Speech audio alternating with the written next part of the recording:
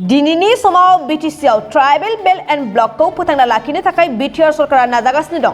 नाथाय बे समावनो हाग्रामा महिलारि बिथाङा सरकार एबा बिजिरसालिया माखासे ओनसोलाव आयेननि बेरेखा ट्राइबेल नङै सुबुंफ्रा दखल खालामना लानानै जिरायना थानायफोरखौ एभेक्सन खालामनांगौनि बिथोन होबाय।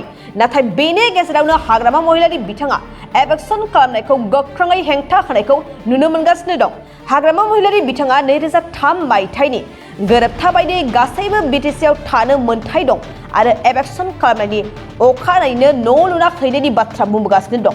आरो बे समावनो बिटिआर हा बिफाननि मावफुं सोद्रोमा रनजित बसुमतारी बिथाङाबो गोख्रों फिनजाथाय होदों। हाग्रामा महिलारि बिथांखौ रनजित बसुमतारीया बुंदों दि हाग्रामा महिलारिया ट्राइबेल बेल्ट एन्ड ब्लक हा गैया होनना बुंनो नाजागासिनो दं आरो थांनाय 2019 मायथाइयावनो बिपिएफ सरकार एबा हाग्रामा महिलारि बिथाङा एभेक्सन खालामनांगौ होनना जमा बान्दिफोरखौ गथायनानै बिजिरसालिसिम एभेक्सन खालामनांगौनि खामानि मावदोंमोन होनना रोखा फोरमायथियो रनजित बसुमतारी बिथाङा।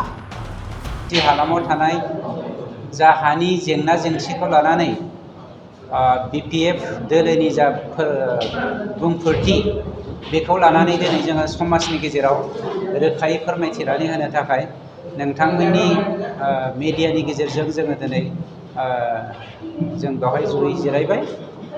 दा बेखौ जों क्लियार खालामनो नागिरदों।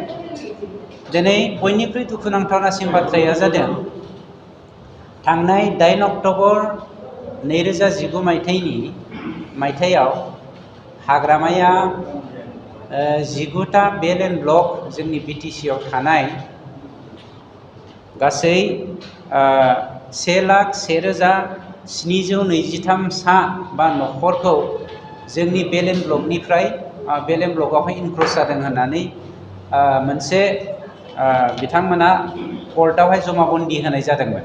बे जमाबन्दिनि गेजेरावहाय बिथाङा 17,407टा न'खरखौ माने इलिगेल इनक्ल'जार होननानै बुंदों नन प्रटेक्टेड कमिउनिटिनि। दानिया जों बेवहाय मोननै कुइसनखौ आं बांद्राय गोलावै बर'नि खेंफोरथिना होनो नागिराखिसै, बेवहाय बयबो मिथिखागौ।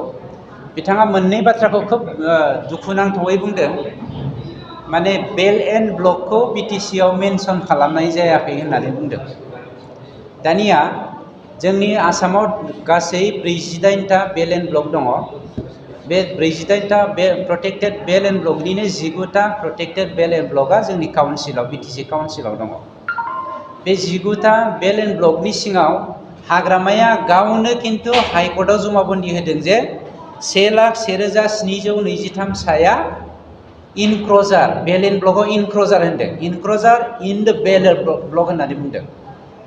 गावनो बेल्ट एन्ड ब्लकबो मेनसन खालामदों आरो इनक्ल'जारबो होनदों। बिनिनो 83,652 साया प्रटेक्टेड कमिउनिटि होननानै बुंदों आरो 17,407 साया आनप्रटेक्टेड कमिउनिटि। दुखुनांथावना बाथ्राया जोंनि 19टा बेल्ट एन्ड ब्लकआव 37,94,872 बिगा हा दङ। बिनिनो 3,89,705 बिगा 9 लेसाया प्रटेक्टेड बेल्ट एन्ड ब्लकआ इनक्ल'ज जादों। हाइकर्टनि अर्डार, हाइकर्टआ जोंनो अर्डार होदों जे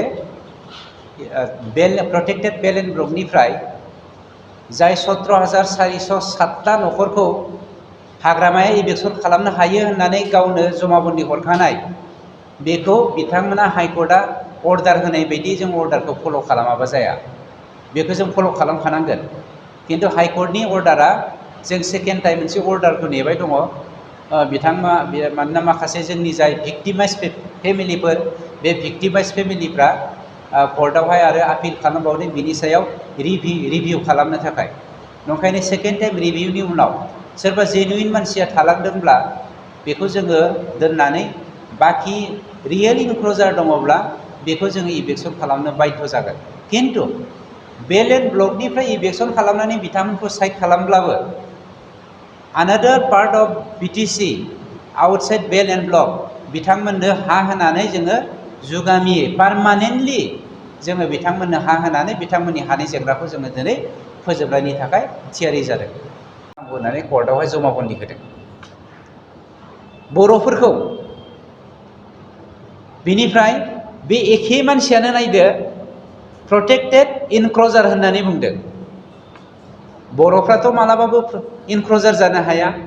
जायफ्रा प्रटेक्टेड कमिउनिटि लाइक आवर आदिबासिफ्रा protected community, they are not tribal but they are protected community. Protected लेन्डआ प्रटेक्टेड कमिउनिटिफोरनि थाखाय जाखायो। बेवहाय माब्रै प्रटेक्टेडफ्रा आरो इनक्ल'जार जाबावो? बे जोंनि थाखाय साननो गोनां बाथ्रा। आरो प्रटेक्टेडफोरखौ सेभ खालामनानै माखासे बर'फोरखौ दे आर इनक्ल'जार एन्ड नट दा मा होनदो सिटिजेन्स अफ बर'लेण्ड होननानै बिथांमोना मेनसन खालामनानै बर'फोरखौनो बर'लेण्डनिफ्राय होखारनायनि थाखाय बिथाङा अर्डार मोनसे हरदों। बेसेबां दुखुनांथाव बाथ्रा।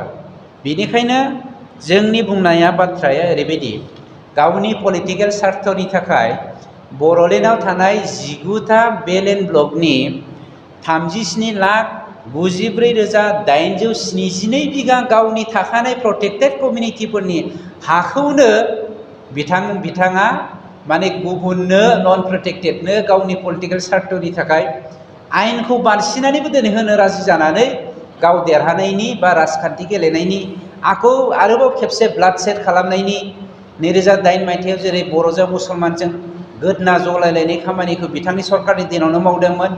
2012 मायथाइयाव गावजों गाव दानथारलायनानै बुथारलायनायनि गोदना जलायनायनि थै बोहैलायनायनि खामानिखौ बिथांनि सरकारनि दिनावनो मावदोंमोन। 2014आवहाय खेबनै मावदोंमोन। आरो बिनि अनगायैबो बर'जों बर'नो बिदा फंबायनि बिमा बिफा मासे बिफानि फिसाफ्रानो बिमानि फिसाफ्रानो थैनि बाना बोहैनायखौ हाग्रामानि समावनो मावहोदोंमोन। आरो बिथांबायदि सासे थगायसुलाया बै राङि 2 नम्बर राङिया जरा ना मा होनदोंमोनलाय, दंसिया जरा, दंसियापारा गामिनि बर'फोरखौ बिसोरो जोंनि मानसि नङा होननानै बाहेराव होखारहोनायनि पलिसिखौबो लादों। नंखायनो नोंथांमोननि मिडियानि गेजेरजों आं जोंनि बर' रायजो राजा बिटिसिआव थानाय गासैबो जाति जनगोष्ठीफोरखौ गुरैयै खावलायनो नागिरदों।